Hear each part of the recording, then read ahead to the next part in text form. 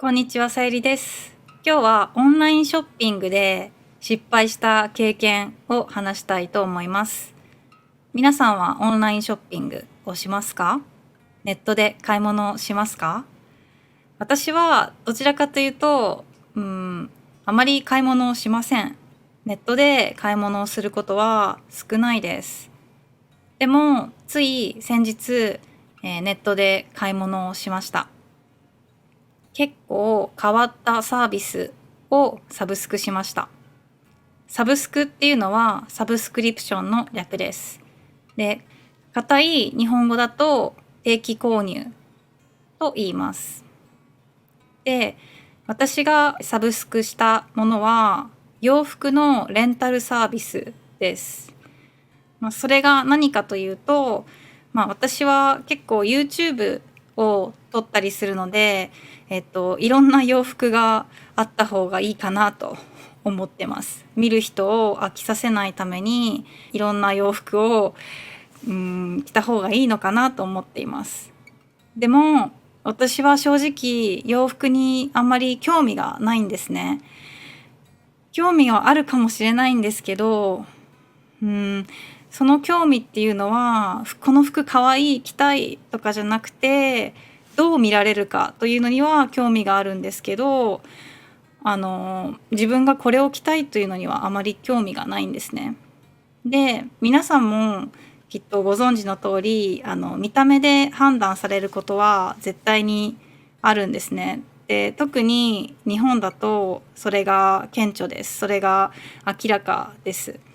例えば全くメイクをしなくてあまり綺麗じゃない格好で買い物とかに行くとやっぱり店員さんの態度が良くなかったりします。で、いいサービスを受けるためには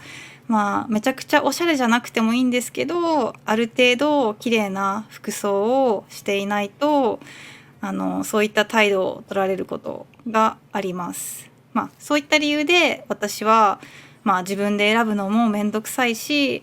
洋服のレンタルのサブスクをしました。何が失敗かというとその契約に失敗しました。そのサービスを買う前にあまり詳しく読んでいませんでした。そのサイトにはすっごく小さく利用規約、利用規約っていうのはタームス&コンディションのことですね。で、キャンセルポリシーっていうのはそのままキャンセルポリシーですね。がすごく下の方に小さく書かれていました。でも読んでいませんでした。この会社が親切じゃないなと思ったのは、この利用規約を読みましたとか、このキャンセルポリシーに同意しますっていうのをもうあらかじめチェックボックスにチェックを入れていました。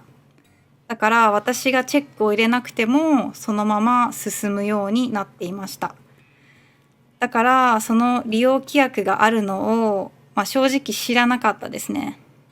そのサービスを契約する画面も、いろいろ情報を入力しますね。で、でもちょっと迷ってたんですね。で、迷ってて、でも次と、この情報だけ登録したら、また次、決済とか、決済っていうのはお金を払うことですね。クレジットカードを登録してお金を払う。そこまで、いかないかなと思ってたんですけど、そのボタンが登録するってなってたので登録するを押しちゃったんですよ。そしたらもう契約が成立してしまってそのサービスを買うことになってしまいました。で、普通の表示方法、普通の、最終のボタンだと決済するとか申し込みを完了するとかそういう表示があるんですけど、そこの、サイトは登録するだったので私はその買い物をしたことに気づきませんでした。で、その後メールが来てお買い上げありがとうございますって来たので、いやこれはやばい間違いだと思って10分後にこれは間違いですっていうメールを送ったんですけど、会社からの対応は、もう購入したのでキャンセルはできません。100% 払っていただきますと書いていました。で、この会社は別に法律違反をしているわけじゃない。でもすごく怪しいですね。すごくグレーゾーンだと思います。で、こうやって同じような被害に遭ってる方、同じような立場にの方もたくさんいることを後でネットで調べて知りました。でもその金額、その契約の金額がすごく少ないんですね。少額の契約なので、あまりその裁判を起こしたり会社を訴えるっていう人はほとんどいないんですね。だから同じようにこういう私みたいに間違って買っちゃって何もできない、泣き寝入りする、人もたくさんいると思います。で、泣き寝入りっていうのはその結果に不満を持っているけどどうにもこうにも何もできない状態で諦める状態のことです。それを泣き寝入りすると言います。その会社は消費者の立場に立ってないちょっと不親切な会社だと思いました。できればそのサービスも受けたくないです。でも先ほど言った通り泣き寝入りするしかないですね。こういう手口を使うオンラインショップもあると思います。皆さんの国にも多分あると思います。手口っていうのは悪いことをする方法とか手段のことですね。この手口を使う会社や企業はあると思います。私たち消費者、買う側、買い物をする側からしたらやっぱり買い物をする前によく利用規約とかプライバシーポリシーを読んで、あとは他のインターネットにあるレビューとかもちゃんと読んでから買い物を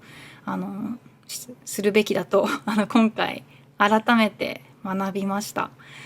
で、先ほども言った通りその金額はそんなに多くないんですけど、すごく悔しいですね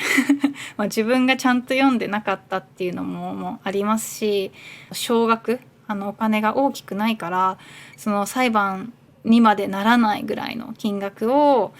騙してはないと思うんですけど、こちらは買うつもりがなかったのに買ってしまう、そういうのは本当に残念だなと思いました。なので今度から買い物をするときは気をつけます。これはオンラインだけじゃなくて普通に買い物をするときも、必要な知識だと思います。オンラインショッピングっていうのは、ここ数十年で急速に発展してきたものだと思うんですね。30年前はそんなに一般的なものじゃなかったので、まだ法律が追いついていない部分もあるなと感じました。はい。だから自分の身自分のことは自分で守るしかないのかなと思っていい勉強になりました。はい、皆さんはそういう経験はありますか？よかったら教えてください。はい、じゃあ今日も最後まで聞いてくれてありがとうございました。じゃあまたね。バイバーイ。